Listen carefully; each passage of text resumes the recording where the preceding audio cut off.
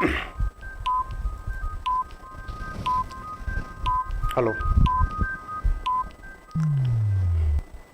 Good evening. सबसे पहले तो आप सभी का टीच टेक की इस लाइव सेशन में स्वागत है। और क्लास 11th की ये लाइव क्लास हो रही है और इसमें एक्सरसाइज 1.4 हम आज सॉल्व करेंगे।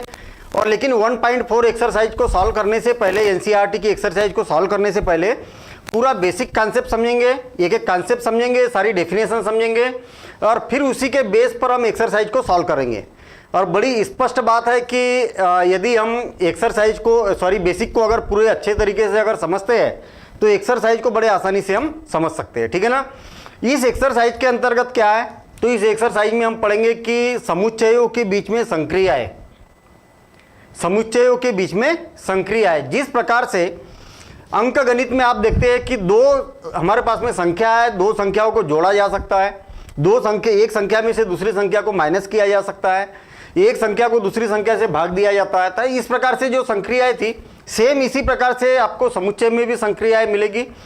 इसमें समुच्चय है इसलिए दो समुच्चय है हमारे पास में, और दो समुच्चय का यूनियन किस प्रकार से होता है, दोनों का इंटरसेक्शन किस प्रकार से होता है, ए में से बी को माइनस किस प्रकार से किया जाता है, ए का कॉम्प्लीमेंट क्या होता है, पूरक क्या होता है, ये सारी बातें और भी कुछ बातें हैं, ये सारी बातें समझेंगे। और खास करके इस क्लास में हम देखेंगे कि वेन आलेख क्या होता है, वेन डायग्राम जिसको बोला जाता है, वेन आलेख क्या होता है। तो समुच्चयों को वेन आलेख द्वारा अगर प्रदर्शित किया जाए, प्रखर तिवारी, गुड इवनिंग भाई, प्रखर तिवारी, साहिल, बिलाई भट्ट, गुड इवनिंग सभी को, ठीक है। और नीलेश गिरी, सैनी, कई लोग जुड़ चुके हैं। और मैं आपको ये बता दूं कि बेसिक अगर प्रॉपर तरीके से आप समझेंगे तो एक्सरसाइज बड़े आसानी से आप समझ सकते हैं, ठीक है। आपस में चीटिंग ना करें और जब क्वेश्चन पर डिस्कशन करेंगे तो उसके आंसर दिए जा सकते हैं जब हम एक्सरसाइज सॉल्व करेंगे। पहले एक एक करके बेसिक को हम यहाँ पर समझते हैं। समुच्चयों के बीच में संक्रिया की बात की है, तो समुच्चयों के बीच में संक्रिया पर अभी हमने डिस्कशन किया और इसको वेन आलेख द्वारा भी प्रदर्शित किया जाता है। वेन आलेख, देखिए वेन आलेख जिसको बोला जाता है वेन डायग्राम, वेन डायग्राम और डायग्राम्स है ना। और वेन डायग्राम जिस प्रकार से इसका नाम है, ये अंग्रेजी तर्कशास्त्री थे, जॉन वेन जिसका नाम था, और इन्होंने समुच्चयों को डायग्राम के थ्रू प्रदर्शित किया। और जब डायग्राम के थ्रू प्रदर्शित किया तो बड़ी बड़ी समुच्चयों की प्रॉब्लम डायग्राम के थ्रू समझना बड़ी आसान हो गई। और आप देखेंगे कि समुच्चय की जो एक्सरसाइज है मिसलेनियस, विविध प्रश्नावली, ठीक है। और विविध प्रश्नावली में भी काफ़ी इसके वेन डायग्राम के क्वेश्चन दिए हुए हैं और अंतिम प्रश्नावली जो है इसमें भी वेन डायग्राम से रिलेटेड काफ़ी क्वेश्चन दिए हुए हैं। और आप ये समझ सकते हैं कि तर्कशास्त्र वाले बहुत सारे क्वेश्चन आप वेन डायग्राम के द्वारा बड़े आसानी से सॉल्व कर सकते हैं। और खास करके जो कंपटीशन एग्जाम में जो क्वेश्चन पूछे जाते हैं वो भी वेन डायग्राम द्वारा बड़े आसानी से सॉल्व कर सकते हैं। तो सबसे पहले तो हम ये देखते हैं कि वेन डायग्राम होता क्या है। हमने इससे पहले ये देखा कि सार्वत्रिक समुच्चय क्या होता है। देखिए सार्वत्रिक नाम से क्लियर है, यूनिवर्सल जिसको बोला जाता है, यूनिवर्सल सेट। सार्वत्रिक का मतलब क्या हुआ, ऐसा समुच्चय जिसमें बाकी अन्य समुच्चय के सारे अवयव उपस्थित हो। या तो ऐसा बोल सकते हैं कि मान लिया जाए कि मेरे पास में कोई एक समुच्चय है, 1 2 3 4 5 6 7 8 9 10, ठीक है। और दूसरा समुच्चय है मेरे पास में ए इज इक्वल टू 1 3 5 7, और दूसरा समुच्चय बी इज इक्वल टू 2 4 6, और तीसरा समुच्चय सी इज इक्वल टू 8 और 10, या 6 8 10, 6 8 और 10। इस प्रकार से समुच्चय है। यदि आप देखेंगे कि ए के समस्त अवयव यू में है क्या, बिल्कुल है। बी के भी समस्त अवयव इसमें है क्या, हाँ है। और सी के भी समस्त अवयव इसमें उपस्थित है। तो इसको प्रदर्शित करने का तरीका क्या होता है कि जो यू है सार्वत्रिक समुच्चय, इसको आयताकार एक बॉक्स में इसको प्रदर्शित किया जाता है। और आयताकार बॉक्स मतलब मैं यहाँ पर यू लिख देता हूँ, ठीक है। इसके अंदर उप समुच्चय है, और उप समुच्चय कौन से एक तो ये है हमारे पास में, देखिए ये है, और दूसरा बी है, और तीसरा क्या है, सी है। देखिए किस प्रकार से है। ए के जो अवयव है 1, 3 और 7 है ना, ये ए के अंतर्गत है। ये मैं इसको ये दे देता हूँ, इसका नाम बी दे देता हूँ, इसका नाम सी दे देता हूँ। जैसा जैसा आपको दिखाई दे रहा है, देखिए क्या यू सार्वत्रिक है, पूरा हमने याद रहे कि जो सार्वत्रिक समुच्चय है उसको आयताकार बॉक्स में बंद कर दिया जाता है। उसके बाद में इसके जो उप समुच्चय है ये को मैंने प्रदर्शित कर दिया। बी में कौन है सॉरी 2, 4 और 6, 2, 4 और कौन है बी में 6। देखिए बी के अंदर कौन है 2, 4, 6, बी वाला गोला ये इतना, ये वाला गोला है। अच्छा इसमें क्या है, सी में कौन है 6, 8 और 10, 6, 8 और 10। 6 अवयव ऐसा है कि जो बी में भी है और सी में भी है। तो आप देखेंगे कि ये गोला क्या हो गया, जो व्रत है, गोला नहीं व्रत है, व्रत क्या है दोनों में इस प्रकार से हो गया कि 6 उसमें क्या है उभयनिष्ठ है, ठीक है ना। तो इस प्रकार से आप सार्वत्रिक मतलब वेन डायग्राम द्वारा समुच्चय को प्रदर्शित कर सकते हैं। अच्छा वेन डायग्राम द्वारा प्रदर्शित करने का तरीका क्या है, यदि आप मतलब इससे फायदा क्या है, यदि आप यहाँ पर समुच्चय को देखते तो उतनी बात स्पष्ट नहीं होती। और एक बात बता दूं मैं, यहाँ पर यूनिवर्सल में क्या है 1, 2, 3, 1 आ गया, यहाँ पर 2 आ गया, 3 आ गया, 4 आ गया, 5 आ गया, 6 भी हो गया, 7 भी हो गया, 8 भी हो गया, 10 भी हो गया, ठीक है। मान लिया जाए कि यहाँ पर, और मैं इसको आगे बढ़ा देता हूँ कि 11 और 12। आप देखेंगे कि 11 और 12 ऐसा अवयव है जो न तो ए में है, न तो बी में है, न तो सी में है। तो आप इसको सार्वत्रिक ये दोनों के बाहर इस प्रकार से आप लिख सकते हैं 11 और 12। ये बात क्लियर हो गई। सर किस बुक से पढ़ा रहे, तो एनसीईआरटी से पढ़ा रहे, प्रखर तिवारी बोल रहे, ठीक है। सर क्लास 10th का मैथ्स का क्लास होगा, बिल्कुल होगा, टाइम टेबल के अकॉर्डिंग होगा और अब डेली होगा, ठीक है। अरिहंत से, भाई अरिहंत से देखिए सभी बुक से कवर होगा आपका, बेसिक सभी में एक ही है। क्वेश्चन थोड़े बहुत इधर उधर हो सकते हैं, तो वो भी क्वेश्चन आपसे बनेंगे। जितना हम बेसिक समझ रहे हैं यहाँ पर, अगर बेसिक प्रॉपर तरीके से अगर पढ़ते हैं तो सारी बुक यहाँ पर कवर होने वाली है। यदि कवर नहीं होती है या कोई कॉन्सेप्ट छूटता है, हो सकता है छूट जाए कॉन्सेप्ट, तो आप कमेंट्स द्वारा बता सकते हैं कि सर ये वाला कॉन्सेप्ट हमारा छूट गया या इस प्रकार का हमारा क्वेश्चन नहीं बना, कमेंट्स के द्वारा बता सकते हैं। उस क्वेश्चन को हम स्पेशली यहाँ पर सॉल्व करेंगे, ठीक है। लेकिन आपस में बात न करें, ठीक है। और नहीं भी कर रहे आप बात, और इधर पहले बेसिक आप प्रॉपर तरीके से समझ लेंगे। ये बात समझ में आ गई ना, वेन डायग्राम द्वारा किस प्रकार से प्रदर्शित किया जाता है।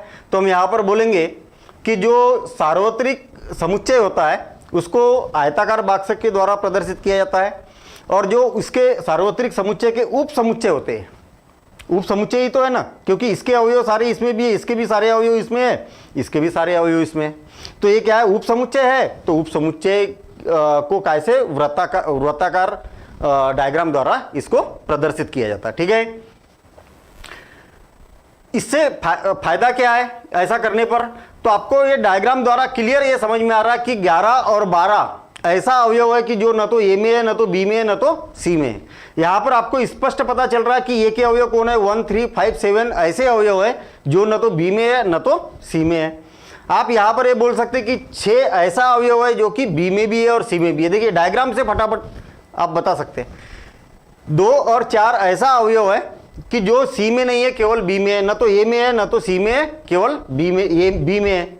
8 और 10 ऐसा अवयव है जो केवल सी में है, न तो बी में है, न तो ए में है। तो इस प्रकार से आप डायग्राम द्वारा फटाफट यहाँ पर बता सकते हैं। लेकिन जितना मैंने अभी यहाँ पर एनालिसिस किया, इतनी बातों को यहाँ पर अगर हमें चेक करना है तो आपको टाइम लग जाएगा, लेकिन डायग्राम से हम बड़े आसानी से इसको समझ सकते हैं, ठीक है। अब देखेंगे हम वेन डायग्राम वाली बातें क्लियर हो गई। वेन डायग्राम के बारे में अगर पूछा जाता तो आप यहाँ पर ये बोल सकते हैं कि जॉन वेन जो अंग्रेजी तर्कशास्त्री थे, इन्होंने सबसे पहले वेन डायग्राम द्वारा समुच्चय को प्रदर्शित किया था। समुच्चय को प्रदर्शित करने के लिए सार्वत्रिक समुच्चय जो रहेगा उसको आयताकार बॉक्स द्वारा प्रदर्शित किया जाता है, और इसके उप समुच्चय जो रहेंगे उसको वृत्ताकार डायग्राम द्वारा इसको प्रदर्शित किया जाता है, और वृत्त के अंदर इसके अवयव को लिखा जाता है। तो इस प्रकार से आप वेन आलेख को को यहाँ पर समझा सकते हैं, ठीक है। और उदाहरण की अगर बात करेंगे तो इस प्रकार से कोई उदाहरण लेके इसका हम यहाँ पर डायग्राम बना सकते हैं। अब देखते हैं हम दो समुच्चयों का सम्मिलन क्या होता है। सम्मिलन, समुच्चयों का सम्मिलन, समुच्चयों का सम्मिलन, सम्मिलन जिसको यू से प्रदर्शित किया जाता है, ये कैपिटल यू से, ठीक है। तो इंग्लिश में इसको बोला जा सकता है union of sets, union of sets. देखिए यहां पर नाम से क्लियर है, सम्मिलन यानी क्या करना है, सम्मिलित करना है हमें। बात समझ में आई? सम्मिलन का मतलब क्या है, सम्मिलित करना है। सम्मिलित करना है समुच्चयों का, एक समुच्चय है तो एक समुच्चय को सम्मिलित तो नहीं कर पाएंगे, तो हम क्या करेंगे, एक से ज्यादा जब समुच्चय हमारे पास में मिलेंगे तो उनके सारे अवयवों को क्या कर देंगे, हम सम्मिलित कर देंगे, तो ये क्या हो जाएगा, समुच्चयों का सम्मिलन हो जाएगा। मान लिया जाए कि हमारे पास में एक समुच्चय है A इज इक्वल टू 1 2 3 4 और दूसरा समुच्चय है B इज इक्वल टू 3 4 5 और 6, ठीक है। समुच्चयों का जो सम्मिलन होगा उसको U से प्रदर्शित किया जाता है। सम्मिलन का मतलब मेरे ख्याल से आप समझ गए होंगे, यहां पर A और सम्मिलन B, सम्मिलन को कैसे U से प्रदर्शित किया जाता है और जिसका जिसका सम्मिलन किया जाता है उसके बीच में इसको लगा दिया जाता है। बात क्लियर है? सर क्लास 11th का फिजिक्स कब होगा प्लीज़ बता दीजिए। इसके बाद होगा, ठीक है। आज तो केमिस्ट्री है और टाइम टेबल आप देख लीजिए भाई, ठीक है ना। जिसको भी डाउट है कि कौन सी क्लास कब होगी तो उसके लिए डिस्क्रिप्शन में आपको टाइम टेबल मिलेगा, वहाँ से आप टाइम टेबल देख सकते हैं। मनोज यादव सर आप बहुत अच्छा पढ़ाते हैं, प्लीज़ क्लास 10th का SST का क्लास शुरू करा दीजिए। तो बिल्कुल SST की भी क्लास शुरू होने वाली है, ठीक है। अभी देखिए सम्मिलन कर देते हम। तो ऐसे अवयव जो या तो B में A में है या तो फिर काय में है, B में है, तो कौन से अवयव है, 1 2 3 4, ये तो मैंने A के अवयव लिख दिए। और B के अवयव को लिखेंगे तो क्या हो जाएगा, 3 4 5 और 6। लेकिन हमें ये मालूम है कि किसी भी समुच्चय में एक अवयव दो बार नहीं लिखा जाता है, ठीक है ना। तो यहां पर आप देखेंगे कि 3 और 4 ये A में भी है और 3 और 4 काय में B में भी है, तो इसको केवल एक बार लिखा जाएगा। किसको, जो अवयव एक से ज़्यादा बार आ जाता है दोनों समुच्चय मिला के, तो उसको केवल एक बार लिखा जाएगा। तो ये क्या बन गया, A यूनियन B का A यूनियन B बन गया या A सम्मिलन B बन गया। मेरे ख्याल से सम्मिलन वाली बात यहाँ पर क्लियर हो गई होगी, ठीक है। अच्छा, समुच्चयों का सम्मिलन अगर आपको परिभाषा अगर इसकी लिखना है तो क्या किस प्रकार से बना सकते हैं, इस उदाहरण के बेस पर आप बता सकते हो परिभाषा। उदाहरण के बेस पर इसकी परिभाषा आप खुद बना सकते। कैसे बना सकते, दो समुच्चयों का सम्मिलन क्या होगा अगर ऐसा पूछा जाता है। तो मान लिया जाए कि हमारे पास में दो समुच्चय A और B है, तो दो समुच्चय का सम्मिलन A यूनियन B, ऐसा समुच्चय जिसमें A के भी अवयव हो और क्या हो गए, B के भी अवयव सम्मिलित हो गए, उसको क्या बोला जाएगा, A और B का सम्मिलन कहा जाएगा। देखिए बुक की परिभाषा थोड़ी बहुत चेंज हो सकती है, आप अपने मन से बनाइए, सही तरीके से बनाइए। देखिए सम्मिलन का उद्देश्य क्या हमारा कि दो समुच्चय है और उसके अवयवों को मिक्स कर देना है, इसी के आधार पर आपको परिभाषा बनाना है। तो आप ये बोल सकते हैं कि माना कि A और B हमारे पास में कुछ समुच्चय है और इसका सम्मिलन A यूनियन B, ऐसे अवयव हो गए, ऐसे अवयवों का समुच्चय होगा जो A के भी अवयव हो गए और वो क्या हो गए, B के भी अवयव हो गए। यानी कि हम यहां पर बोल सकते हैं कि A union B is equal to क्या हो जाएगा, X such that X is belongs to A, X is belongs to A and sorry R लगेगा, ये याद रखना, सम्मिलन में क्या लगेगा, हमेशा R लगेगा, और X is belongs to B, और ये बनेगी इसकी परिभाषा। बात क्लियर है? देखिए क्या लिखा है मैंने, या तो समुच्चय A में अवयव हो या तो समुच्चय B में अवयव हो। देखिए ये 5 ऐसा अवयव है जो केवल B में है, A में नहीं है। 4 ऐसा अवयव है जो ए में भी है और बी में भी है, 3 ऐसा अवयव है जो ए में भी है बी में भी है, 2 ऐसा अवयव है जो केवल ए में है बी में नहीं है। तो दोनों के बीच में क्या लगेगा, इसमें आर लगेगा। ठीक है, अब यहां पर थोड़ा सा इसकी जो इसकी प्रॉपर्टी होती है, प्रॉपर्टी क्या क्या होती है इसके बारे में हम डिस्कशन करेंगे, सम्मिलन के बारे में। पहली प्रॉपर्टी बनेगी, अगर ए का यूनियन बी के साथ में करेंगे या बी का यूनियन ए के साथ में करेंगे तो दोनों बराबर होता है। बड़ी सिंपल सी बात है कि ए का यूनियन बी मतलब ए और बी को सम्मिलित करना है, और बी का यूनियन ई करेंगे तो क्या हो जाएगा, बी को और ए को सम्मिलित करना है। दोनों की मीनिंग तो एक ही हुई ना। तो इसको क्या बोला जाता है, इस नियम को क्या बोला जाता है, देखिए क्रम का विनिमय हो गया ना, ये बी तो पहले बी आ गया और फिर ए आ गया, तो क्या बोला जाएगा, क्रम विनिमय, है ना, क्रम विनिमयता। ठीक है, क्रम विनिमयता इसको बोला जाएगा। जैसा मेष में जैसा काम है वैसे ही इसका नाम भी है। ठीक है, दूसरा नियम ये बोलता है कि ये यूनियन बी और यूनियन अगर सी है तो इसको हम ऐसा भी लिख सकते हैं कि ये यूनियन बी यूनियन सी।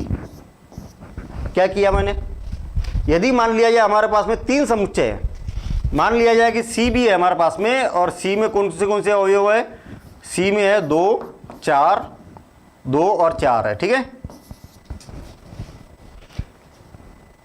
क्या बोला जाएगा कि ए का और बी का पहले यूनियन कर लीजिए, दोनों को सम्मिलित कर लीजिए, और जो भी समुच्चय बनेगा उसका सी के साथ में सम्मिलन कीजिए, या तो फिर पहले ए बी और सी का सम्मिलन कर लीजिए और जो भी समुच्चय मिलेगा आपको उसका ए के साथ में सम्मिलन कर दीजिए, तो दोनों का मान क्या होता है, बराबर होता है। और इसको क्या बोला जाता है,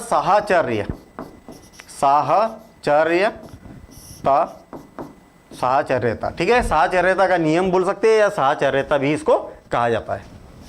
तीसरा, यदि ए का ए के साथ में यूनियन किया जाए तो क्या होगा, यही होगा क्या, सपोज करें आशीष यादव क्या कमेंट्स कर रहे हैं भाई, 1 2 3 4 5 6 है ना, ये इसकी बात कर रहे हैं अभी आशीष यादव। यस सर, और सर 11th में मैथ्स लूगी, I am student of class 10th। ठीक है,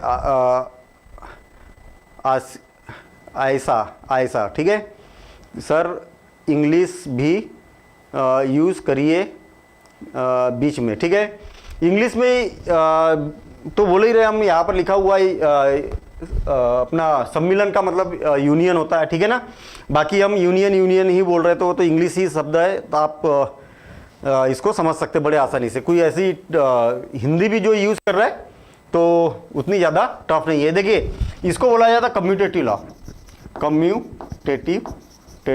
लॉ। ठीक है, इसको बोला जाता है एसोसिएटिव लॉ। ये यूनियन ये इक्वल टू क्या होता है, ये होता है, और इसको बोला जाता है वर्ग सम का नियम, या इसको बोला जाता है आइडेम्पोटेंट लॉ। बात क्लियर है। देखिए यदि मान लिया जाए कि मेरे पास में ये इक्वल टू एक समुच्चय है 1 2 और 3, तो ये यूनियन ये क्या होगा, ऐसा समुच्चय, ऐसा सम्मिलन जिसमें ए के भी अवयव होना चाहिए और ए के भी अवयव होना चाहिए, तो दोनों का तो मतलब एक ही है, तो 1 2 और 3 मिलेगा आपको। ठीक है ना, तो ए का यूनियन ए से करेंगे तो आपके पास में क्या मिलने वाला है, यही मिलेगा, जिसको आइडेम्पोटेंट लॉ बोला जाता है या जिसको वर्गसम कहा जाता है। 4th रूल, अगर A union phi is equal to क्या होना चाहिए, ए का अगर फाई के साथ में अगर यूनियन कर देते तो क्या होगा। देखिए मान लिया जाए कि मेरे पास में ये है, यहाँ पर ये है, और इसके साथ में यूनियन कर दूं मैं फाई का मतलब क्या है, रिक्त समुच्चय। इसके साथ में क्या है हमारे पास में, बी इज इक्वल टू मान लिया जाए कि रिक्त समुच्चय है हमारे पास में, और दोनों का सम्मिलन कर दिया जाए तो इसमें तो कोई अवयव नहीं ना, तो इसके अवयव और इसके अवयव सबको लिखना है, तो आपके पास में क्या मिलने वाला है, 1 2 और 3 ही मिलने वाला है। तो ये क्या हो जाएगा, A union phi is equal to क्या हो जाएगा, ये हो जाएगा। तो इसको क्या बोला जाता है, फाई का नियम या तत्समक नियम बोला जाता है, तत्समक तत्समक नियम, ठीक है, तत्समक नियम। और फिफ्थ है कि यदि हम यूनिवर्सल के साथ में यूनियन करें ए का, तो क्या आएगा? यूनिवर्सल के साथ में ए का यूनियन करेंगे, मान लिया जाए कि हमारे पास में कोई यूनिवर्सल समुच्चय है 1 2 3 4 1 2 3 4 5 और ए इज इक्वल टू है हमारे पास में 1 2, है ना। तो universal union A is equal to क्या होगा, क्या होना चाहिए? यहाँ पर कमेंट्स वैसे आ चुके हैं, ठीक है ना। यहाँ पर देखिए यूनिवर्सल मतलब एक बहुत बड़ा समुच्चय है, ठीक है, और एक छोटा सा समुच्चय है जो कि उसके अवयव यूनिवर्सल में सब में है, और दोनों को अगर मिला दिया जाए तो क्या होगा? आपके पास में यूनिवर्सल आ जाएगा। तो मतलब इसको क्या बोला जाता है? यू कहा जाता है। तो इसको यू का नियम बोला जाता है, यू का नियम, यू का नियम, ठीक है। तो इस प्रकार से इसकी ये प्रॉपर्टी है, ये प्रॉपर्टी हमें मालूम होना चाहिए। फिर से और एक बार बिल्कुल, समुच्चयों का सम्मिलन क्या होगा? माना हमारे पास में ए और बी दो समुच्चय है, इनके समस्त अवयवों ए और बी के समस्त अवयवों का जो एक समुच्चय होगा वो क्या होगा? ए यूनियन बी कहलाएगा।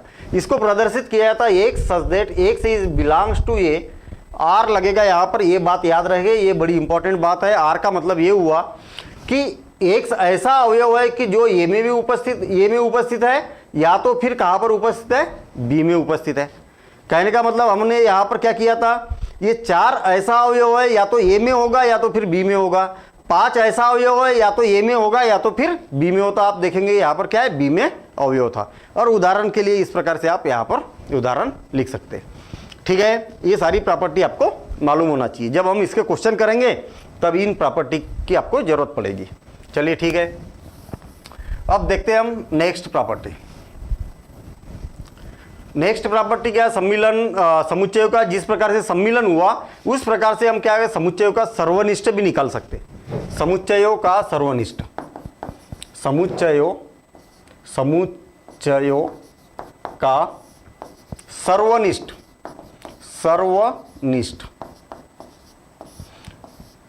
इसका उल्टा डायग्राम बनेगा ऐसा, उल्टा यू, ठीक है ना। ये इसका प्रतीक है। और इंटरसेक्शन ऑफ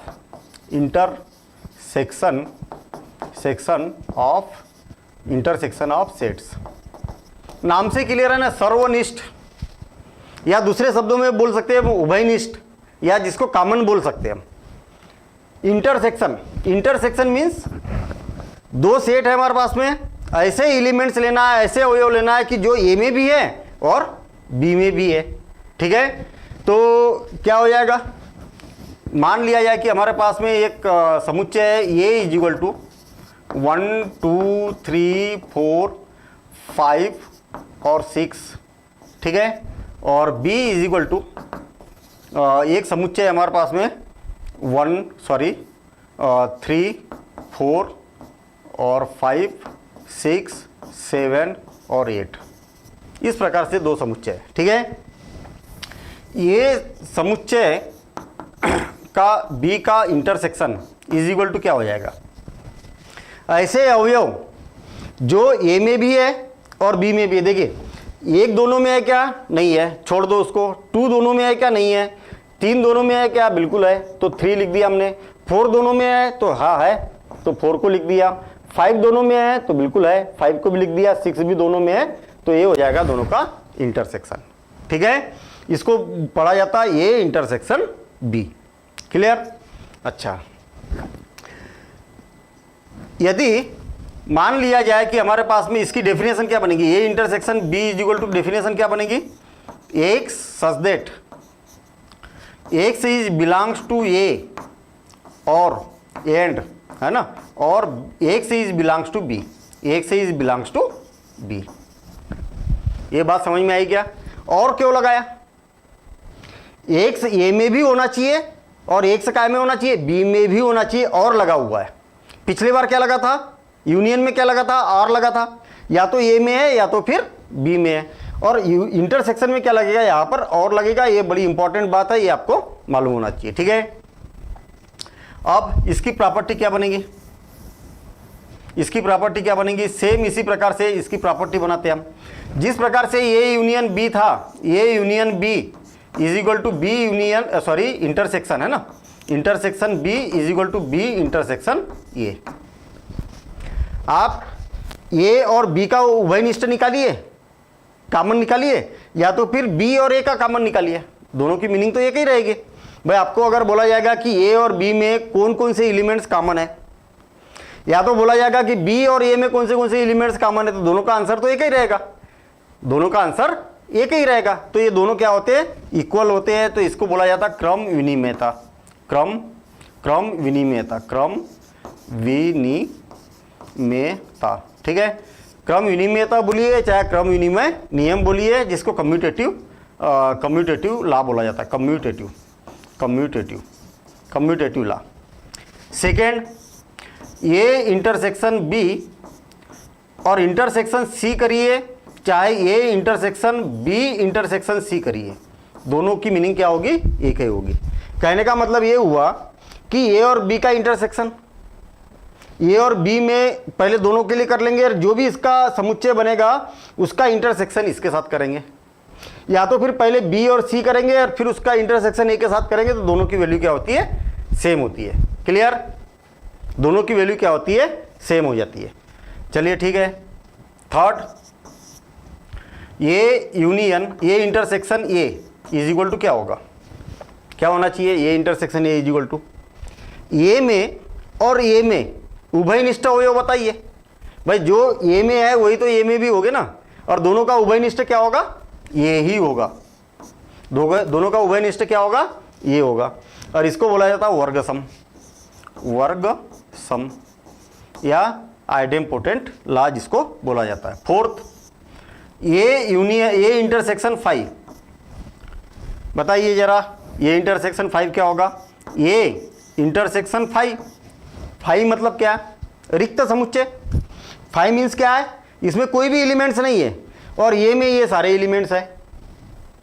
ठीक है, क्या आना चाहिए इसका, खाली समुच्चय में और एक भरे समुच्चय में कॉमन क्या है, तो कुछ नहीं है, खाली है, कॉमन, समझ रहे हैं ना, कॉमन मतलब ये समुच्चय में और खाली समुच्चय में कॉमन क्या है, कौन से अवयव दोनों में है, तो कोई भी अवयव नहीं है, तो ये क्या बन जाएगा, 5 बनेगा, ये क्या बन जाएगा, 5 बनेगा। अच्छा, फिफ्थ बनेगा इंटरसेक्शन सॉरी यूनियन अपना universal intersection A is equal to क्या होगा।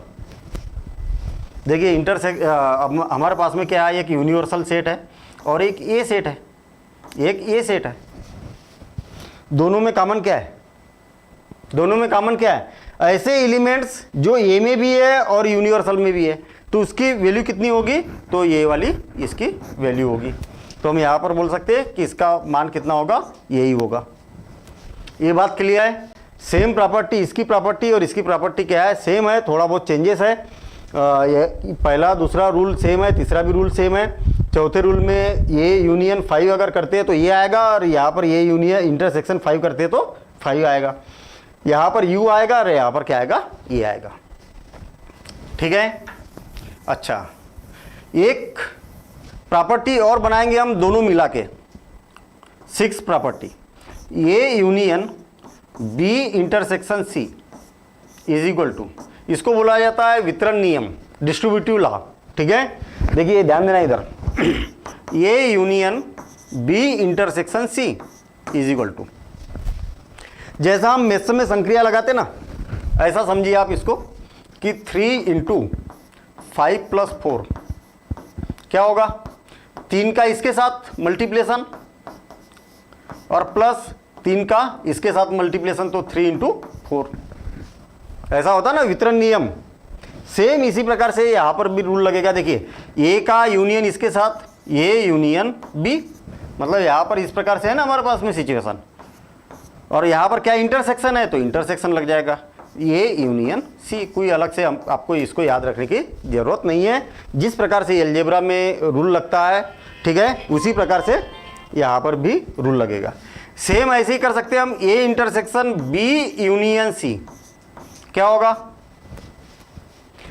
ए का इंटरसेक्शन इसके साथ, यूनियन ए का इंटरसेक्शन सी के साथ। तो आप बोल सकते हैं कि ए इंटरसेक्शन बी और union A intersection C, A intersection C. ठीक है, तो ये दो रूल आपको एक्स्ट्रा लिख के चलना है, ये 6 नंबर का और ये क्या हो जाएगा 7 नंबर का।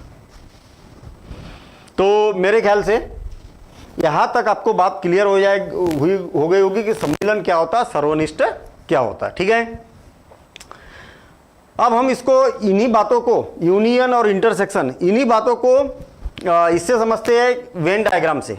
वेन डायग्राम से किस प्रकार से इसको समझ सकते हैं।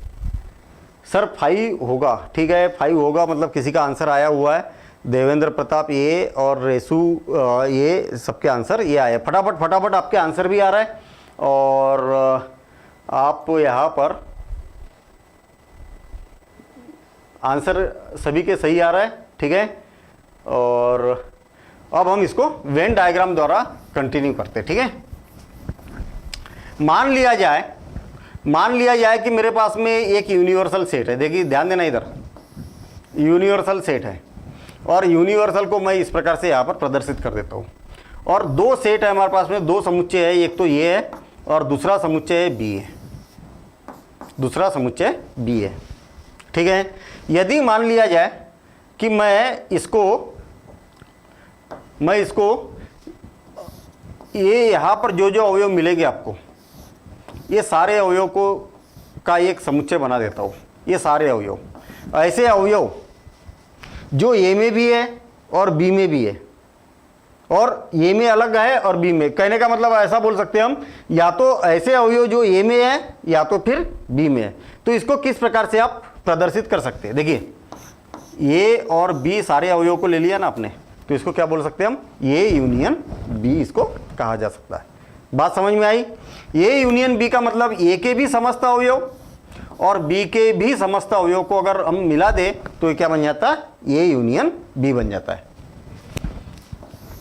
सेम इस प्रकार से मान लिया जाए कि मेरे पास में एक यूनियन है, एक ए है समुच्चय और दूसरा बी समुच्चय है।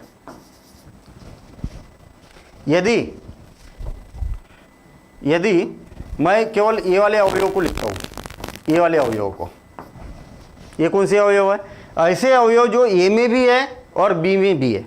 ठीक है ना, कॉमन उभयनिष्ठ। तो इसको क्या बोला जाता है, इसको बोला जाता है ए इंटरसेक्शन बी। ये बात समझ में आ गई। ठीक है ना, इसको क्या बोला जाता है, ए इंटरसेक्शन बी। फिर से और एक बार मान लिया जाए कि एक ए है बी है, ये यूनिवर्सल है, ये ए है और ये क्या है, बी है।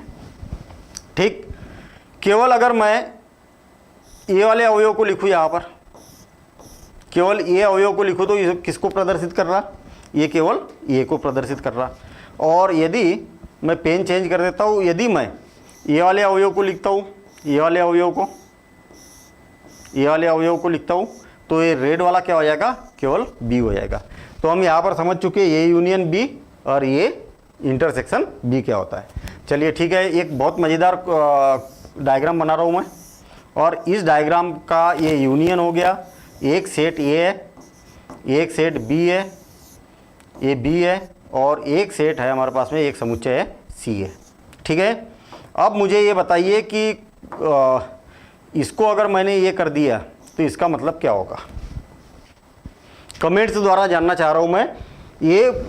ये वाले अवयव और ये वाले अवयव का अगर मैंने एक समुच्चय बना दिया तो ये इसको वेन डायग्राम, मतलब इसको यूनियन और इंटरसेक्शन के रूप में किस प्रकार से लिखा जा सकता।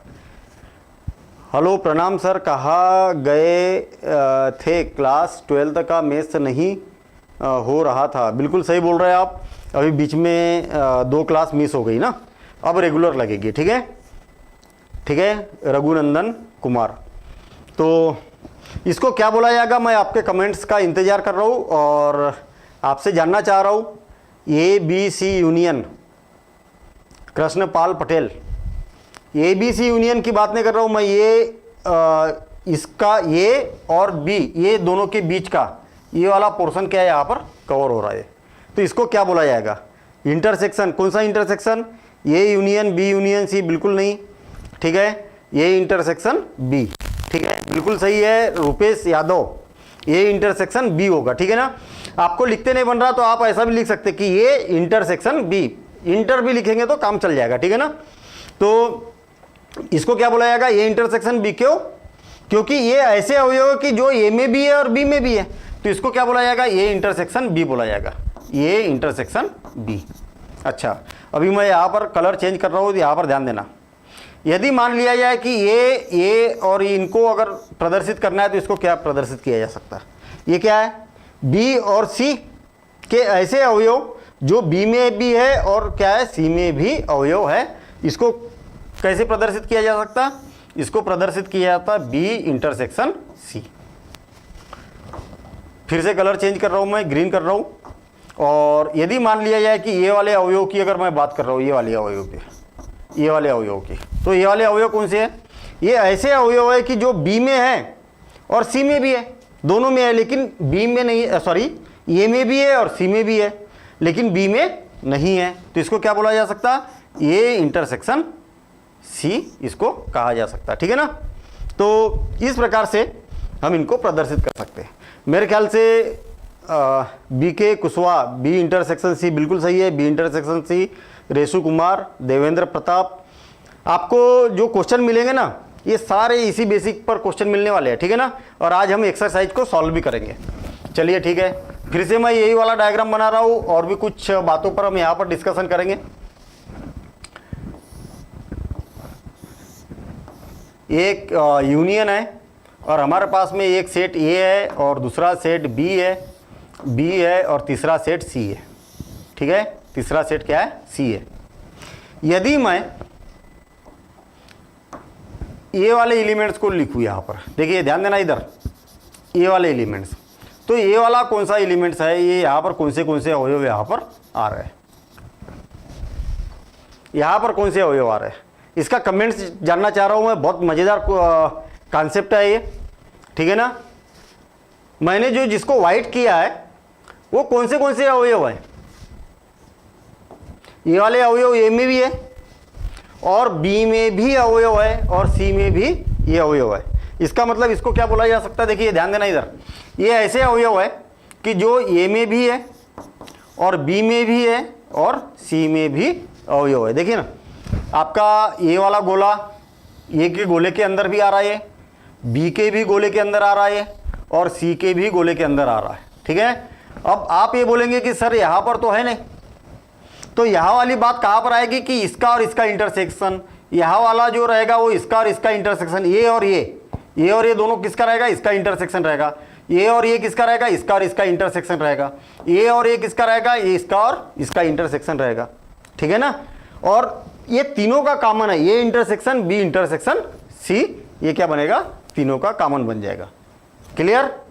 तो इस प्रकार से आप वेन डायग्राम द्वारा इनको प्रदर्शित कर सकते हैं और आपको क्वेश्चन भी मिलेंगे, ठीक है, कि इस प्रकार से दिया रहेगा और आपको बोला जाएगा कि इसको वेन डायग्राम द्वारा प्रदर्शित कीजिए, वहां पर और हम डिटेल में समझेंगे, ठीक है ना।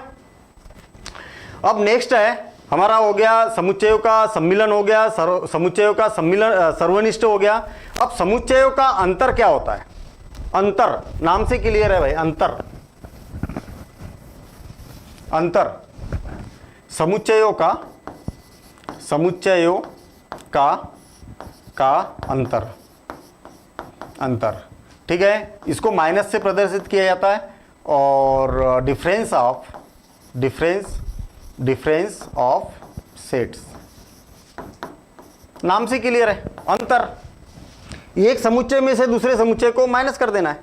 देखिए मान लिया जाए कि मेरे पास में ये इज इक्वल टू एक समुच्चय है 1 2 3 4 और 5 और दूसरा समुच्चय बी इज इक्वल टू 3 4 6 7 और 8। यदि अंतर को माइनस से प्रदर्शित किया जाता है कि ए में से बी को माइनस किया जा रहा है, ठीक है, इज इक्वल टू क्या होगा? ए माइनस बी का मतलब नाम से क्लियर है कि ए के ऐसे अवयव जो बी में भी है उसको हटा दीजिए। बात समझ में आई? फिर से और एक बार, ए माइनस बी का मतलब यह है कि ए के ऐसे अवयव जो बी में भी है उसको हटा दीजिए। देखिए 1 बी में है क्या? नहीं है तो लिख दो। 2 बी में है क्या? नहीं है तो लिख दो। 3 बी में है क्या? तो हाँ है। 4 बी में है क्या? तो हाँ है। 5 है क्या बी में? तो नहीं है। तो ये क्या बन जाएगा? ए माइनस बी बन जाएगा। याद रखना कि जिसमें से माइनस किया जाता है उसको पहले लिखा जाता है, जिसको माइनस किया जाता है उसको बाद में लिखा जाता है, जिस प्रकार से हम अंक गणित में भी इसका उपयोग करते हैं। ध्यान देना इधर, b माइनस ए का मतलब क्या हो जाएगा? b के ऐसे अवयव जो a में नहीं है उन सभी अवयवों को आपको लिखना है। कहने का मतलब b के ऐसे अवयव जो a में है उनको हटा देना है, ऐसा बोल सकते हैं। देखिए 3 इसमें है क्या? हाँ है तो हटा दो। 4 इसमें है क्या? तो हाँ है तो हटा दो। 6 है क्या? नहीं है। और 7 है क्या? नहीं है। 8 है क्या? नहीं है। तो b के ऐसे अवयव लिखना है जो a में आ चुके हैं, उसको हटा देना है। ठीक है। अब इसकी परिभाषा अगर पूछी जाती है तो क्या हो जाएगा? देखिए यहाँ पर सबके कमेंट्स आ चुके हैं। 1 2 5 बहुत बढ़िया। 1 2 5 6 7 8 बहुत बढ़िया। 6 7 8 किसका कमेंट्स है? ये बीके कुशवाहा। ठीक है ना। 1 2 5 बीके कुशवाहा बहुत बढ़िया। देवेंद्र प्रताप 1 2 6 7 8 1 2 6 7 8 ये बिल्कुल गलत है। ठीक है ना। 1 2 6 7 8 तो कहीं पर किसी का आंसर आ ही नहीं रहा। 1 2 5 रमेश चंद्र कुशवाहा 8 क्यों बोलना चाह रहे हैं? 8 क्या है भाई? यहाँ पर ना तो ए माइनस बी है ना तो बी माइनस ए है। क्लियर। अब इसको अगर वेन डायग्राम से अगर हम प्रदर्शित करते तो देखिए किस प्रकार से हम यहाँ पर प्रदर्शित कर सकते हैं। मान लिया जाए कि कोई यूनिवर्सल है, एक ए है और एक बी है। ठीक, थोड़ा सा डायग्राम इसका बड़ा बना रहा हूं मैं, इधर हटा रहा हूं मैं इसको। ठीक है।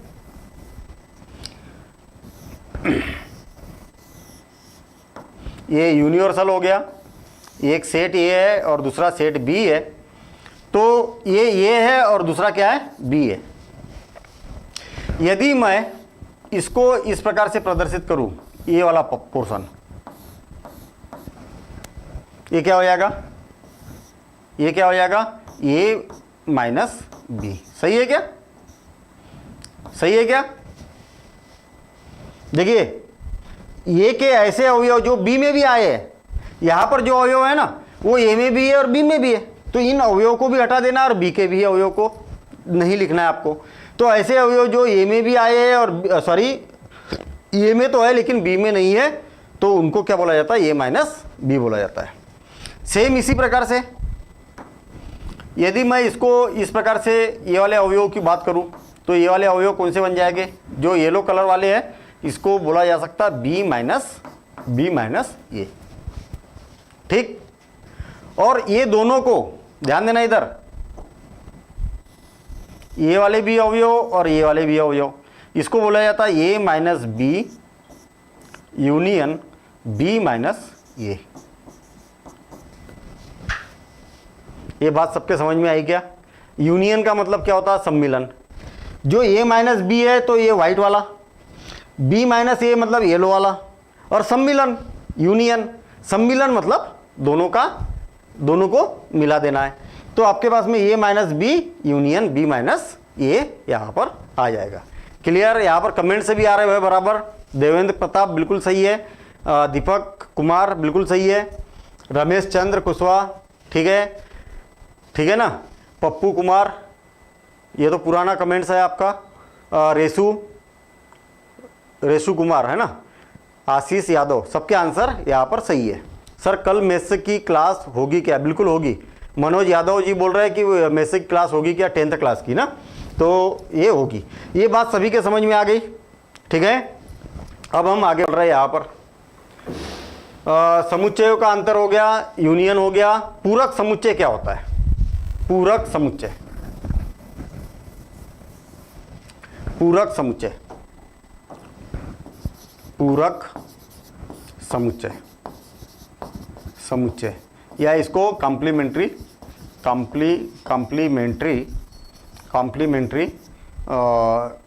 Of sets. ठीक है। कॉम्प्लीमेंट्री ऑफ सेट बोलेंगे हम ना, सेट से लगाने की जरूरत नहीं है। मान लिया जाए कि हमारे पास में, इसको ऐसा समझते हैं हम कि कोई यूनिवर्सल सेट है और एक सेट है ये, ठीक है, ये में कुछ ये अवयव है ना, ये में क्या है, ये यहाँ पर कुछ अवयव हमारे पास में है। ए का कॉम्प्लीमेंट, या तो ए कॉम्प्लीमेंट है, कॉम्प्लीमेंट सी से शुरू होता है, इसलिए ये सी भी, इससे भी इसको प्रदर्शित किया जाता है। कॉम्प्लीमेंट का मतलब क्या है, ऐसे समुच्चय, ध्यान देना इधर, कोई समुच्चय ये का कॉम्प्लीमेंट या पूरक ऐसे अवयव जो ए के अंदर उपस्थित नहीं है। नाम से क्लियर है, कॉम्प्लीमेंट, कॉम्प्लीमेंट का मतलब ए के अंदर जो अवयव नहीं है उसको क्या बोला जाता है, ए का कॉम्प्लीमेंट। देखिए ए के अवयव अंदर जो अवयव नहीं है, इसका मतलब यहाँ पर जो भी अवयव लिखे रहेंगे ना, यहाँ पर जो भी अवयव लिखे रहेंगे उसको क्या बोला जाएगा, ए का कॉम्प्लीमेंट कहा जाएगा। फिर से मान लिया जाए कि हमारे पास में यूनिवर्सल है और यहाँ पर ये है 1 2 और 3 और 5 7 9 8 और 10, ठीक है। अगर आपसे पूछा जाए कि ये क्या है तो आप बोलेंगे कि ये के अंदर कौन से अवयव है, आपके पास में 1 2 3 है, 1 2 और 3 है। यूनिवर्सल में कौन से अवयव है, यूनिवर्सल में कौन से अवयव है, तो यूनिवर्सल के अंदर ये भी है और ये वाले भी सारे अवयव है। तो इसका मतलब कौन है, 1 2 3 5 7 और 8 और 9 है ना, 8 और 9 और 10 भी है ना, और कौन है, 10 है। और ए का कॉम्प्लीमेंट का मतलब क्या है, ऐसे अवयव जो ए में नहीं है लेकिन यूनिवर्सल में है।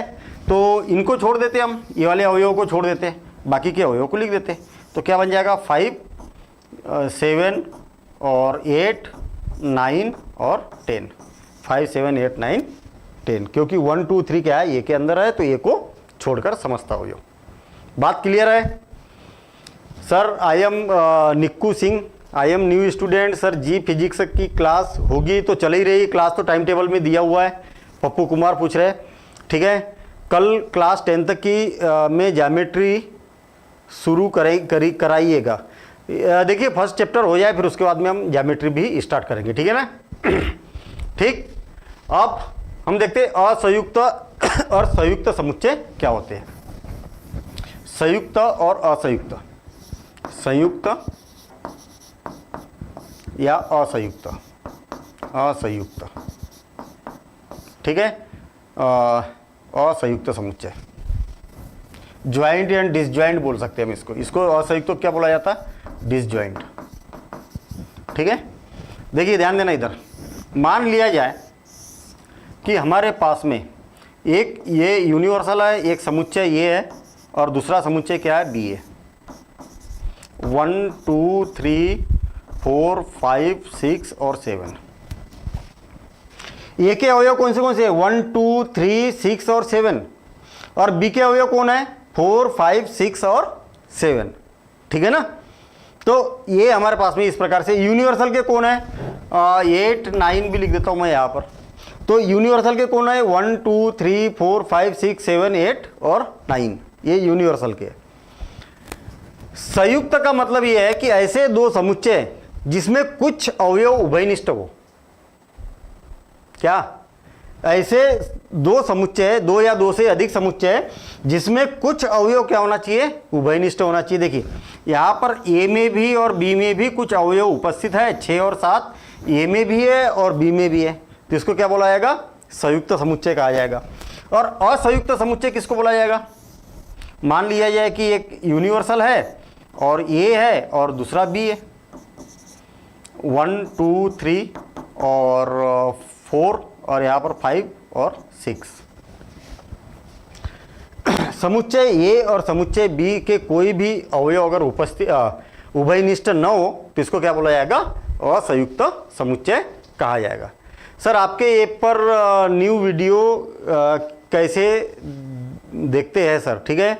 रवि कुमार बोल रहा है ऐप डाउनलोड कर लीजिए और वहाँ पर ठीक है एक नॉमिनल फीस है, वो फीस पे करना होगा।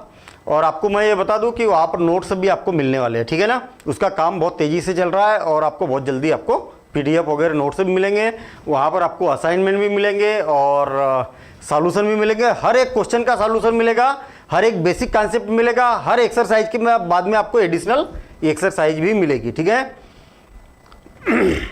वह समुच्चय जो किसी समुच्चय में नहीं मिलता हो उसे उसे असंयुक्त समुच्चय कहते हैं, ठीक है ना। दो समुच्चय के अवयव अगर उभयनिष्ठ नहीं है तो उसको असंयुक्त समुच्चय कहा जाएगा, ठीक है। ऐसी भी आप परिभाषा यहाँ पर दे सकते हैं, ठीक। सर क्लास 11th वाला वीडियो कैसे देखेंगे? रवि कुमार, मैंने अभी आपको बताया ऐप का लिंक जो है वो डिस्क्रिप्शन बॉक्स में है, आप वहाँ से ऐप डाउनलोड कर सकते हैं और वहाँ पर आपको सारे वीडियो मिल जाएंगे, ठीक है। सैटरडे को लाइव नहीं लगा, तो बिल्कुल सही बोल रहे हैं आप, मैं सैटरडे बाहर था, ठीक है, इसलिए लाइव नहीं लगा। चलिए अब हमारी एक्सरसाइज की बारी है और एक्सरसाइज के क्वेश्चन को सॉल्व करते हैं और ये क्वेश्चन आपको ही सॉल्व करना है, ठीक है। देखिए एक्सरसाइज 1.4 का पहला क्वेश्चन क्या बोलता है? निम्नलिखित में से प्रत्येक समुच्चय युग्म का सम्मिलन ज्ञात कीजिए। सम्मिलन नाम से क्लियर है, कंफ्यूजन नहीं होना। सम्मिलन मतलब सबको मिला देना है, ठीक है। तो इसका सम्मिलन क्या होगा भाई? ऐसे अवयव लिख दीजिए जो एक्स में भी आए हैं और वाई में भी आए हैं, तो हम यहां पर ये बोल सकते हैं सम्मिलन को X union Y is equal to क्या होगा? ऐसे अवयव जो एक्स में भी है और वाई में भी है, या तो एक्स ऐसा बोलेंगे एक्स में है या तो फिर वाई में है। देखिए 1 2 3 और 5, ध्यान देना इधर। पहले समुच्चय में क्या है? 1 3 5 है तो 1 3 5 हो गया। दूसरे में क्या है? 1 2 और 3 है तो 2 आपका 2 बार आ गया, तो आपको एक ही बार हमें इसको लिखना है। और यहाँ पर आंसर भी आ चुका है, ठीक है, 1 2 3 5, बहुत बढ़िया। और सबके आंसर सेम है और आंसर सही भी है, ठीक है ना। 1 2 3 5 बिल्कुल सही है। ए यूनियन बी क्या हो जाएगा? ए यूनियन बी, ऐसे अवयव या तो ए में है या तो फिर बी में है, मतलब ए बी सी ई आई ओ और यू, है ना। देखिए ए के सारे अवयव हो गए ए ई आई ओ यू, और बी के भी सारे अवयव हो गए ए बी और सी, समस्त अवयव हो गए ए और बी के, तो ये इसका आंसर हो जाएगा, ठीक है। ठीक है, बिल्कुल सही चंदन कुमार, ठीक है, सबसे पहले चंदन कुमार का आंसर आया भाई, ठीक है, A B C E I O U. Dinesh Kumar का भी आंसर आ गया, बीके कुशवाहा बिल्कुल सही। Vikesh Pal, good evening sir, good evening भाई, ठीक है। और यहाँ पर आंसर सबके सर प्ले लिस्ट में स्टार्टिंग के वीडियो जैसे 1.1, अच्छा वो प्ले लिस्ट में नहीं डाला है तो प्ले लिस्ट में उसको डाल देंगे, ठीक है ना। और आप प्ले लिस्ट से आप एक बार पूरा देख सकते हैं। कौन है भाई? कपिल रावत, तो प्ले लिस्ट बना के डाल देंगे उसमें। चलिए ठीक है, अब यहाँ पर देखिए ए और बी, ए यूनियन बी क्या होगा? ए यूनियन बी, ध्यान देना इधर क्या बोला? एक्स एक प्राकृत संख्या, ये इज इक्वल टू क्या होगा? एक्स एक प्राकृत संख्या है और 3 का गुणज है। क्या है? एक्स क्या है? प्राकृत संख्या है और 3 का गुणज है, मतलब 3 6 9 9 12 और डैश डैश डैश डैश इस प्रकार से कंटिन्यू चलेगा। प्राकृत संख्या है लेकिन 3 का गुणज है, तो 3 का पाला लिख दीजिए आप और अनंत तक जाएगा ये। अच्छा, बी इज इक्वल टू क्या होगा? एक्स संख्या 6 से कम एक प्राकृत संख्या है। 6 से कम 1 2 3 4 और 5, 6 से कम बोला तो 6 इसमें नहीं आएगा। और दोनों को मिला दीजिए, और दोनों को मिलाएंगे तो क्या हो जाएगा? 1 2 3 3 हो गया, फिर 4 आ जाएगा, फिर 5 आ जाएगा, फिर 6 आ जाएगा, है ना। 6 9 12 और फिर dash dash dash dash continue. इसके आगे फिर लगातार 3 का गुणज आगे बढ़ते जाएगा, क्योंकि आपको यहाँ पर बोला है ना कि 3 का गुणज है, लेकिन कहाँ पर खत्म होगा ये नहीं बोला है ना। इसलिए आपको अपरिमित समुच्चय मिलने वाला है। कौन सा मिलेगा? अपरिमित समुच्चय। ठीक है Kapil, okay sir thanks, nice, 3 is to इतना इतना इतना, चलिए ठीक है। रमेश चंद्र कुशवाहा बिल्कुल सही है भाई आंसर। ठीक है अब अगला क्वेश्चन देखते हैं हम, फोर्थ क्वेश्चन। फोर्थ क्वेश्चन में क्या बोला? फोर्थ पार्ट में एक से एक प्राकृत संख्या है। प्राकृत संख्या मतलब गिनती की संख्या होती है प्राकृत संख्या, जो एक से बड़ी है। मतलब ए का मतलब कितना हो गया? एक से बड़ी है, यानी कि 2 से स्टार्ट होगा, 2, 3, 4, 5 और 6 या 6 से छोटी है। इक्वल भी लगा हुआ है तो 6 भी इसमें शामिल रहेगा। और बी क्या बोल रहा? एक से एक प्राकृत संख्या है और 6 से बड़ी है। 6 से बड़ी मतलब क्या हो गया? 7, 8, 9, लेकिन 10 से छोटी है तो 9 पर बात यहाँ पर रुक जाएगी। और दोनों का सम्मिलन कर दीजिए तो ये union B is equal to क्या हो जाएगा? 2, 3, 4, 5, 6, 7, 8 और 9। आंसर आ गया किसी का?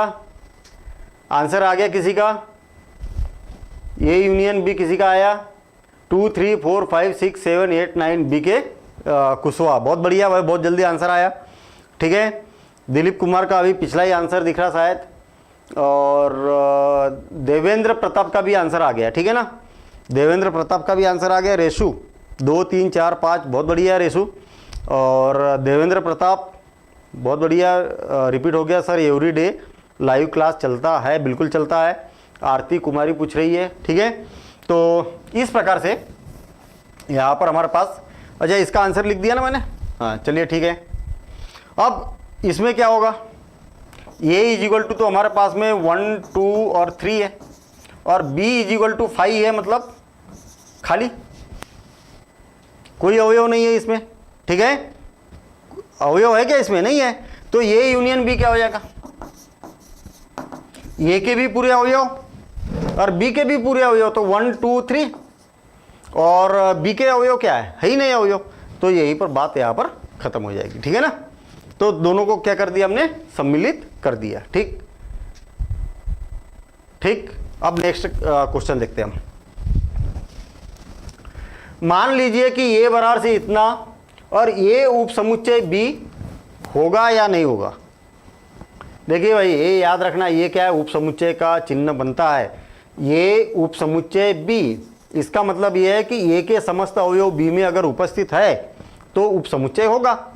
अब आप ये देखिए कि ए के समस्त अवयव बी में है क्या? देखिए ए भी है इसमें और बी भी है, इसका मतलब उप समुच्चय होगा। तो हम यहाँ पर बोल सकते हैं कि ए के समस्त अवयव, समस्त अवयव अवयव अवयव बी में, समुच्चय बी में है, विद्यमान है, विद्यमान है। अतः ये उप समुच्चय होगा बी का। ये पूछा गया तो अब मैंने यहाँ पर लिख दिया। ये यूनियन बी ज्ञात कीजिए, तो ये यूनियन बी क्या हो जाएगा? ए के भी अवयव लिख दीजिए और बी के भी अवयव लिख दीजिए।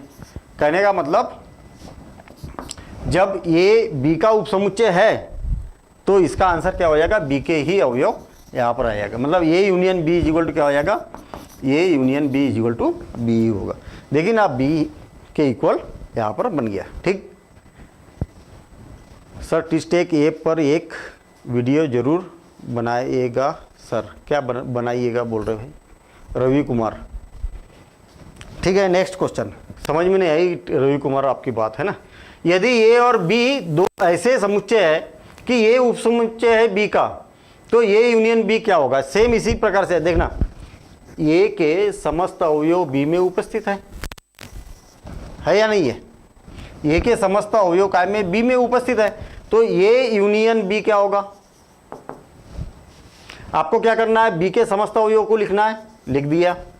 ए के भी समस्त अवयव को लिखना है, तो भाई ए में जो अवयव है वो बी में तो उपस्थित है ही ना ऑलरेडी। ठीक है ना, तो ये जो बी लिखेंगे तो उसमें ऑलरेडी अवयव हो गए।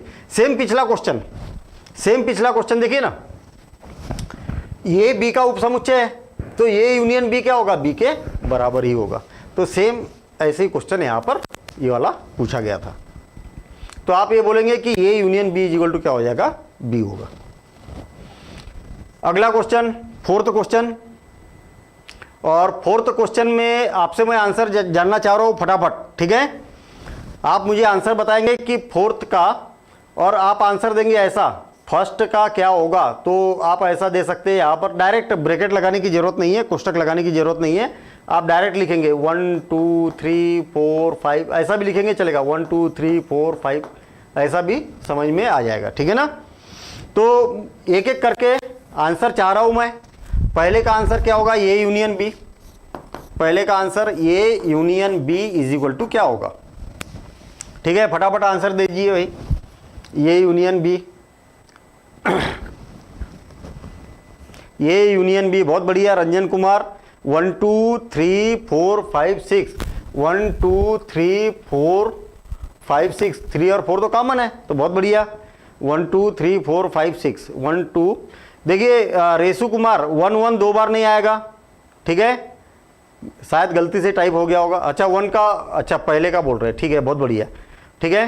ये ऐसा देना है ना आंसर, फर्स्ट का आंसर दिया तो रेसु कुमार ने सही दिया मतलब, ठीक है। रवि कुमार का भी सही है। आरती कुमारी 3 और 4 क्यों है भाई, 3 और 4 क्यों है, वो तो इंटरसेक्शन बनेगा, ये याद रखना, कंफ्यूज मत होना। ये इंटरसेक्शन होगा 3 और 5, 3 और 4, समझ में आई ना बात। इंटरसेक्शन का मतलब उभयनिष्ठ, इंटरसेक्शन मतलब उभयनिष्ठ, सर्वनिष्ठ जिसको बोला जाता है, ठीक है, सर्वनिष्ठ है ना, सर्वनिष्ठ, और सम्मिलन मतलब यूनियन, ऐसा। चलिए ठीक है, सेकंड का आंसर बताइए भाई फटाफट। यहाँ पर फर्स्ट का आंसर सभी का सही है, ठीक है ना, फर्स्ट का आंसर सभी का सही है। चलिए ठीक है, सेकंड का आंसर बताइए। A union C, A union C is equal to क्या होगा, ऐसे अवयव जो ए में भी है और सी में भी है, मतलब ए में है या तो फिर सी में है, क्या होगा।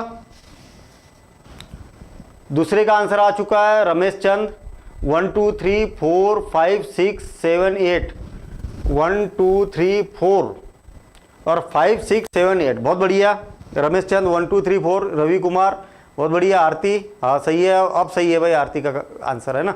रेसु कुमार, ठीक है, देवेंद्र प्रताप, दिनेश कुमार, सबके आंसर सही है, ठीक है।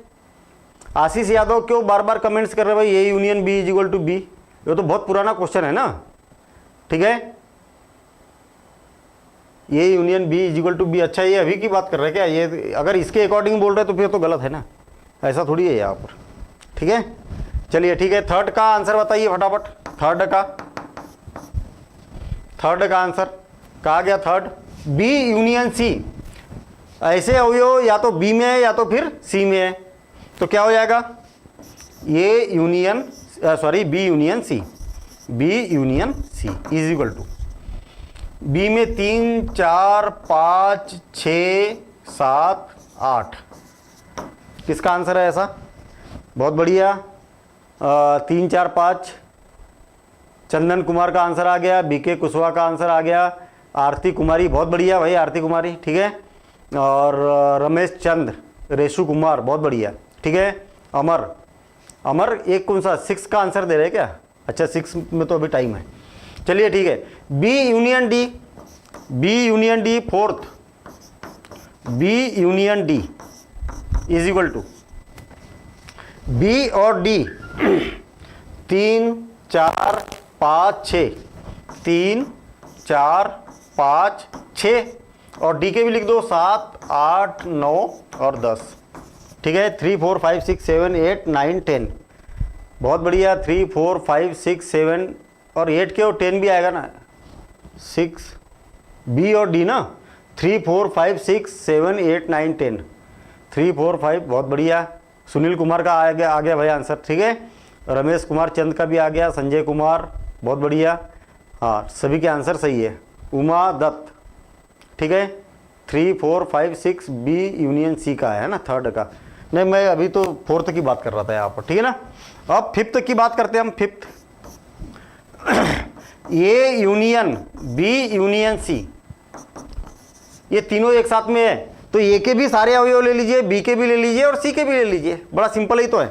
और जो 2 बार आया उसको हटा दीजिए, ठीक है। फिफ्थ का आंसर आ चुका है 1 2 3 4 5 6 7 8 रमेश चंद्र। देखते हम ए के अवयव 1 2 3 4 और बी के 3 4 तो है ही, और इसमें 5 और 6 आ जाएगा, ठीक है। और सी के अवयव 5 6 आ गया और 7 और 8, 1 to 8 कंटिन्यू रहेगा। 1 to 8 बहुत बढ़िया। देवेंद्र प्रताप 1 to 8, चंदन कुमार, मानस तिवारी बहुत बढ़िया, ठीक, सही है, ठीक है, सबके आंसर सही है, ठीक।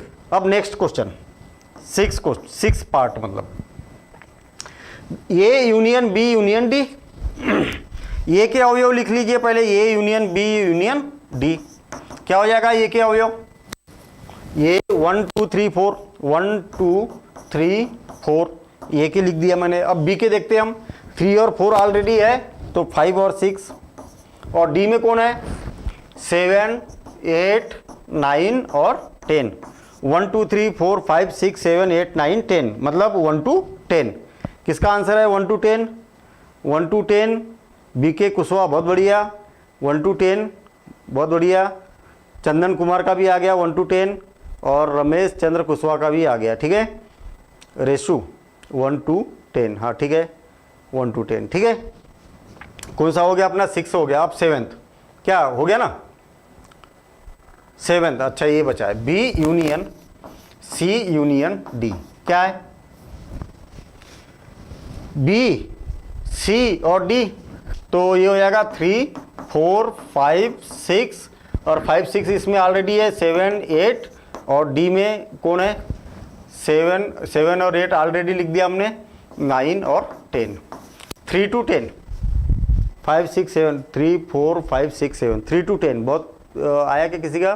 देवेंद्र प्रताप 3 to 10 बहुत बढ़िया। देवेंद्र प्रताप 3 to 10, देवेंद्र प्रताप का आ गया, और किसी का? रमेश चंद्र का भी आ गया, ठीक है। और विनय तिवारी, रेशु ठीक है, 3 आगे पीछे लिखा है लेकिन सही है ना, ठीक है। 3 to 10 देवेंद्र प्रताप।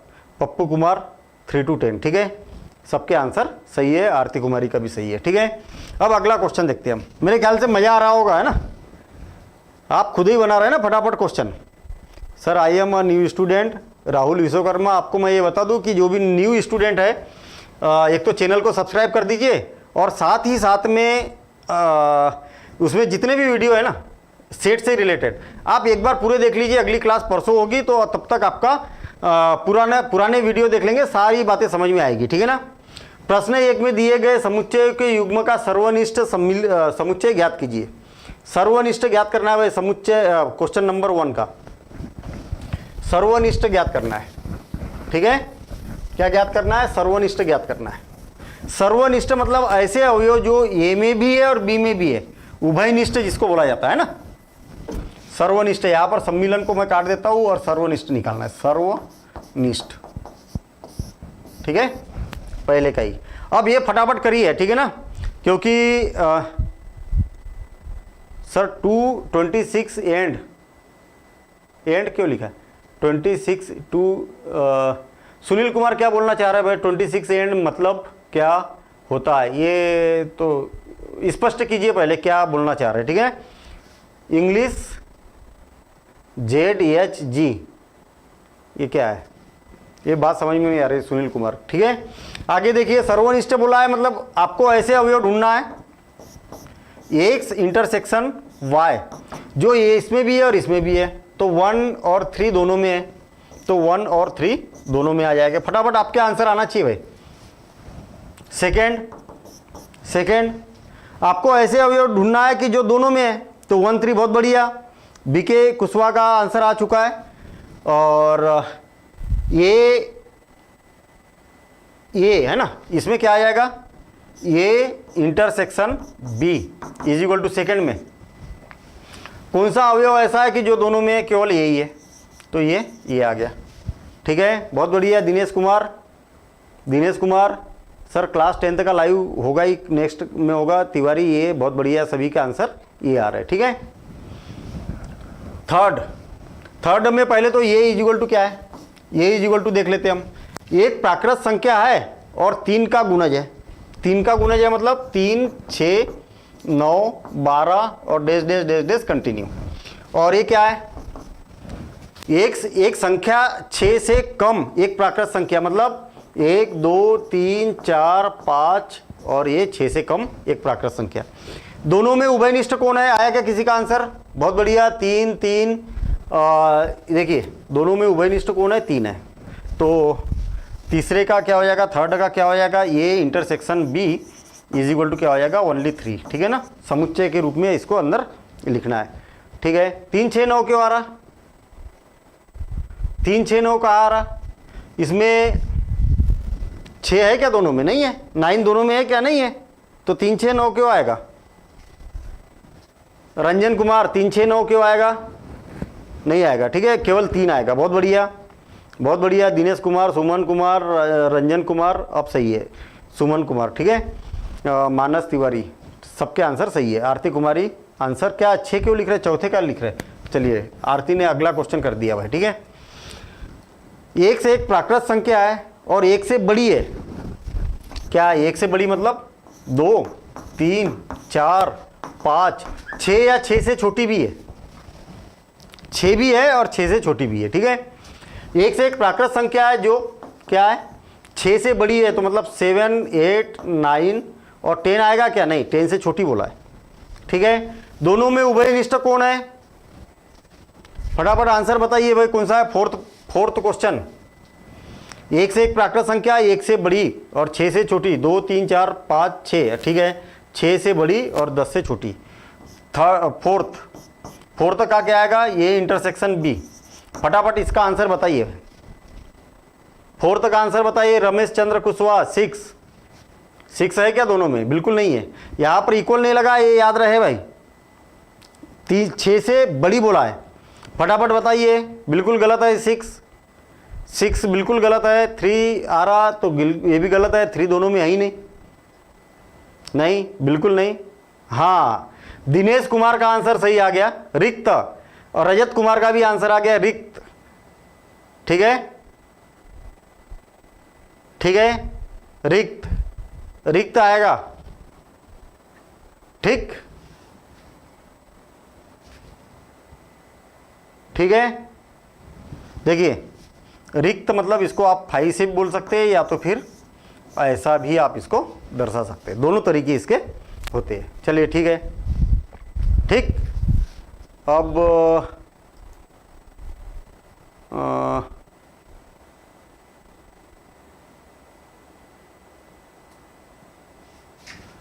ठीक, अब नेक्स्ट क्वेश्चन क्या है, ये इसका और इसका उभयनिष्ठ क्या है, ये इंटरसेक्शन बी, इसका क्या होगा भाई, फिफ्थ का भी 5। बहुत बढ़िया, फिफ्थ का 5 दिनेश का आ चुका है आंसर। ठीक है भाई, एक रिक्त समुच्चय है, सेम इसी के जैसा हो गया ना, दूसरे में तो कोई अवयव ही नहीं है और पहले में कुछ अवयव है, और तो दोनों का उभयनिष्ठ क्या होगा, तो कुछ नहीं होगा, 5 होगा। ऐसा भी दिखा सकते हैं या तो फिर इसको ऐसा भी दिखा सकते हैं। ठीक है, कहाँ तक पहुँच गए थे हम क्वेश्चन में, कहाँ तक क्वेश्चन में पहुँच गए थे हम, 5th हो गया था, है ना। अब 6th देखते हैं हम, 6th क्वेश्चन। ठीक, अभी क्वेश्चन ज़्यादा है, 6 क्वेश्चन देखेंगे हम, 1 मिनट। हाँ, यदि a इज इक्वल टू इतना है, b इज इक्वल टू इतना है, c इज इक्वल टू इतना है और d इज इक्वल टू इतना है, तो निम्नलिखित ज्ञात कीजिए। बहुत बढ़िया क्वेश्चन। ठीक है, ये इंटरसेक्शन b, ऐसे अवयव ढूंढना है कि जो दोनों में है, ये इंटरसेक्शन b में मेरे ख्याल से बन जाएंगे। b इंटरसेक्शन c, ऐसे अवयव ढूंढना है कि जो दोनों में है क्या कोई दोनों में, इसमें 11 और 13 है दोनों में, तो 11 और 13 इसका आंसर आ जाएगा। ये सिंपल से क्वेश्चन ऐसे ही बता रहा हूँ मैं। ये इंटरसेक्शन सी, ए और सी में कौन कौन है भाई, ए और सी में 11 है केवल, है ना, तो यहाँ पर क्या आ जाएगा, ओनली 11। और थर्ड देखिए, ये इंटरसेक्शन सी इंटरसेक्शन डी, ऐसे अवयव जो ए में भी है, सी में भी है और डी में भी है। ठीक है, थर्ड का आंसर बताइए फटाफट। थर्ड का आंसर ए में भी है और सी में भी है और डी में भी है, ठीक है, ए सी और डी। तो 11 दोनों में है, ए और सी में है 11, ये 11 दोनों में है और डी में 11 है क्या? नहीं है। है क्या? नहीं है। तो इसका आंसर क्या होगा? 5 होगा। ये बात समझ में आई क्या सबको?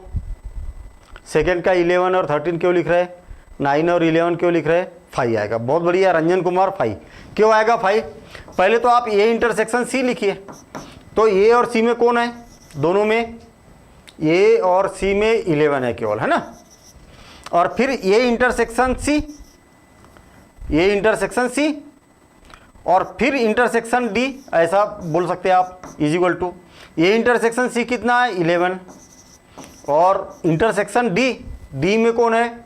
डी में है 15 और 17। अब दोनों में भी कोई उभयनिष्ठ है क्या? तो नहीं है। तो ये क्या हो जाएगा? 5 हो जाएगा, ठीक है। मोटिवेशन पॉइंट 5, बहुत बढ़िया रजत कुमार, 5 सर। ये आई आर मेरी बात बेट, ठीक है, सुनते भाई, क्या है, ऋषु कुमार, ठीक है। हेलो सर ऋषु कुमार, क्या बोलना चाह रहे हैं भाई, ठीक है। मेरी बात नहीं सुनते, ये बोलना चाह रहे हैं। मैं सबकी बात सुन रहे, ठीक है। कमेंट्स कई बार ज़्यादा हो जाते हैं तो देख नहीं पाता हूँ मैं, ठीक है। इधर भी तो ध्यान देना है ना। चलिए ठीक है, ये अपना कौन सा पार्ट हो गया? थर्ड भी हो गया, फोर्थ भी हो गया। फिफ्थ पार्ट बिल्कुल सिंपल है, बी और डी का इंटरसेक्शन देखना है। ऐसे अवयव जो बी और डी में भी है, यहाँ पर देखना बी और सी का यूनियन। पहले ब्रैकेट को सॉल्व करेंगे हम, ये याद रखना। पहले बी यूनियन, इस क्वेश्चन को सॉल्व कर रहे हैं। बी यूनियन सी क्या है? बी और सी का यूनियन क्या बन रहा है यहाँ पर? 7, 9, 11, 13 और 15, ठीक है। और अब इसमें क्या करना है? ये intersection B union C is equal to क्या हो जाएगा? ये कौन है? ये कौन है? 3, 5, 7, 9 और 11। और इंटरसेक्शन बी यूनियन सी क्या है? तो ये है 7, 9 और 11, 13 और 15। अब दोनों में कॉमन देख लीजिए, तो कॉमन कौन है भाई? 7, 9 और 11 दोनों में कॉमन है, ठीक है ना। 7, 9 और 11 दोनों में कॉमन है। क्लियर? बहुत बढ़िया, ठीक है। ठीक है।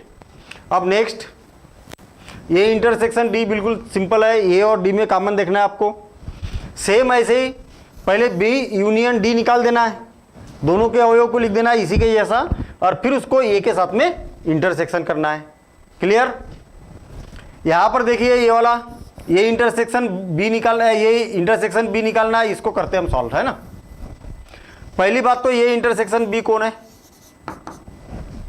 इतने को सॉल्व कर रहे हैं हम ब्रैकेट को। ये इंटरसेक्शन बी, ऐसे अवयव बताइए जो ए में भी और बी में भी है। तो 7, 9 और 11, ठीक है, 7, 9 और 11 जो दोनों में है। उसके बाद में बी यूनियन सी, बी और सी सम्मिलित कर देना है।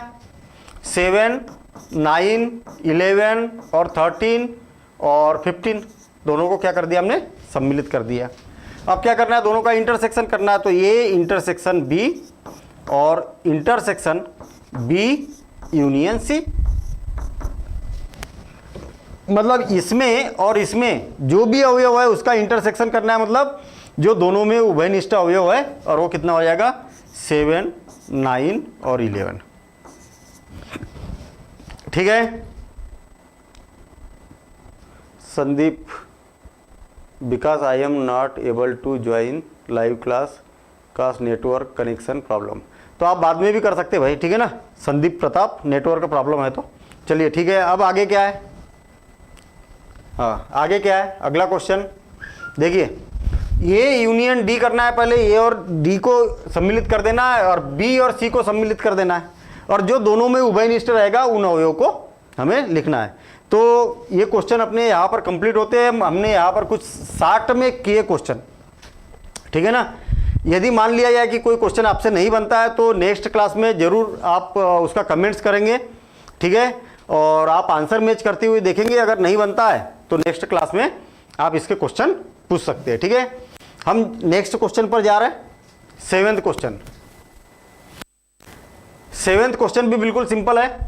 पहली बात तो क्या बोला है कि ये इक्वल टू क्या बन रहा है हमारे पास में, समुच्चय बना लेते हैं हम। एक से एक प्राकृत संख्या है, मतलब 1 2 3 4 5 6 और dash dash dash dash continue, ये बन गई प्राकृत संख्या, ठीक है ना। b इक्वल टू क्या है, प्राकृत संख्या है, लेकिन कहाँ तक है ये नहीं बोला, इसलिए अपरिमित हो जाएगा। आगे कंटिन्यू हम इसको लिख देंगे, ठीक है। एक से एक सम प्राकृत संख्या है, इसका मतलब क्या हो जाएगा, 2 4 6 8 10 और dash dash dash dash continue. और c क्या है भाई, c एक विषम प्राकृत संख्या है। विषम प्राकृत संख्या क्या हो जाएगी, 1 3 5 7 9 और dash dash dash dash continue. एक से एक अभाज्य संख्या है, क्या है, एक से क्या है, d क्या है, अभाज्य संख्या है। कौन, अभाज्य संख्या क्या होती है, एक नहीं होती है, 2 3 5 7, ठीक है, 8 9 नहीं होगा, 11 13, ठीक है, 17 और dash dash dash dash continue. इस प्रकार से ये क्या है, अभाज्य संख्या है। चलिए ठीक है, ये इंटरसेक्शन फर्स्ट का, ये इंटरसेक्शन बी क्या होगा, ये इंटरसेक्शन बी क्या होगा, दोनों का उभयनिष्ठ। इसमें और इसमें कौन है उभयनिष्ठ, इसमें तो सब है, 1 से लेकर अनंत तक, और इसमें कौन है, 2 4 6 8 10, मतलब ये सारे संख्या क्या है, इसमें भी है। इसका मतलब क्या हो जाएगा, ये b के इक्वल हो जाएगा। आई बात समझ में, या तो 2 4 6 8 10 ऐसा भी आप इसको लिख सकते हैं। क्लियर, ठीक है। चलिए ठीक है, मतलब b मतलब ये इतना, यहाँ पर इसका आंसर हो जाएगा। सेकंड का, ये इंटरसेक्शन c,